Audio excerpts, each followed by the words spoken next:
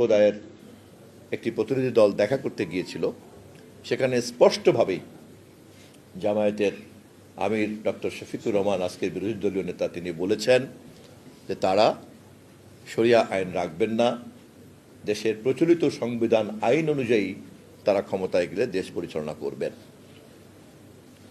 আমি কোনো মন্তব্য করতে চাই না। উপস্থিত গণমাধ্যমে যারা এখানে আছেন, আমি তাদের মাধ্যমে জানতে চাই কোনটি তাদের অবস্থান।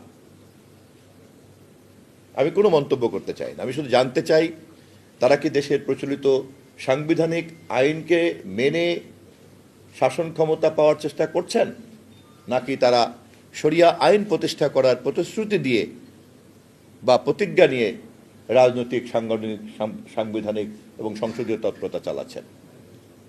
আমার কোনো মন্তব্য নাই, আমি শুধু এই প্রশ্নটা রেখে দিলাম। তবে এটা খুব পরিষ্কার একটা শুভ লক্ষণ।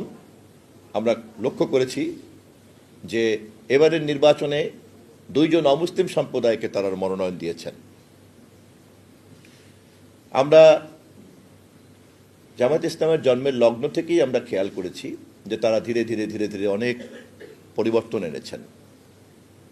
জন্মলগ্নে মওদুদী সাহেব যেটা বলেছিলেন, ইসলামী সংবিধান তৈরি করতে হবে, এবং যে কারণে পাকিস্তান জন্মেরও তারা বিরোধিতা করেছিলেন।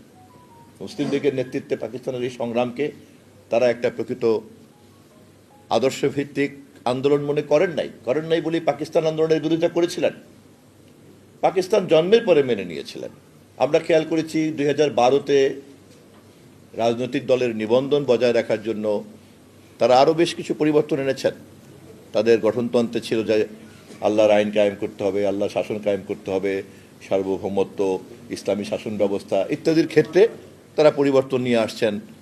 আমাদের সাংবিধানিক যে সমস্ত শব্দগুলি আছে সেভাবে তারা এটাকে রিপ্লেস করেছেন।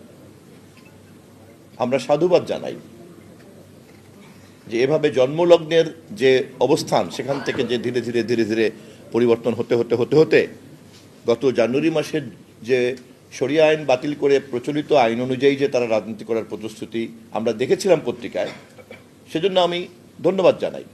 কিন্তু পার্লামেন্টের এই বক্তৃতার পরে এখন নতুন করে যেহেতু প্রশ্ন আসছে, আমি গণমাধ্যমের মাধ্যমে তাদের কাছে জানতে চাই এ বিষয়ে তাদের স্পষ্ট অবস্থানটা কি।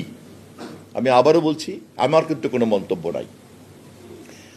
বাবু সুনীল কুমার গুপ্তের স্মরণ সভায় দাঁড়িয়ে কথাটা বলছি এই কারণে যে বাংলাদেশ জাতীয়তাবাদী দল তার রাজনীতিতে ধর্মীয় মূল্যবোধের কথা বলে, এবং তার যে কোনো ধর্মের মধ্যেই কিন্তু একটি মূল্যবোধ কাজ করে।